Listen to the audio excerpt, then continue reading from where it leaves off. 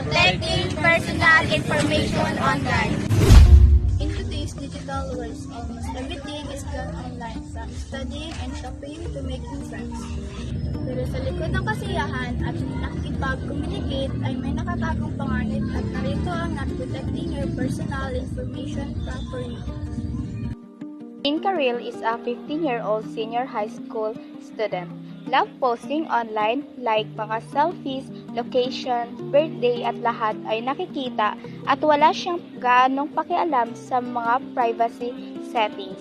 Ang importante lang sa kanya ang like, comments, and share at masaya na siya roon.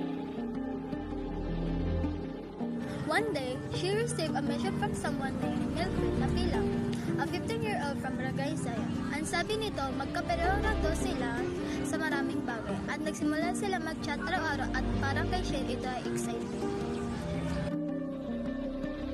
Ngunit binalaan na ito ni Mabel na huwag magtitiwala lalo na sa online ng ipinakilala. Ngunit wala pa rin pakialam kaya nagpatuloy pa rin sa kanyang katigasan ng ulo. At hanggang isang araw, pinagbantaan siya ni Milfred na ipopost niya ang mga screenshot at lahat ng kanyang ipinadala at ikakalat niya ito sa online kung hindi niya susundin ang gusto nito.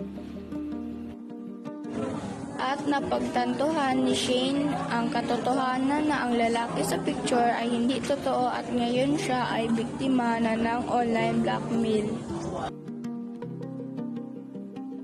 Lesson learned. Always be careful when sharing personal information online. Not everyone you meet on the internet is who they say they are. Learning. Never give away the following information on live strangers.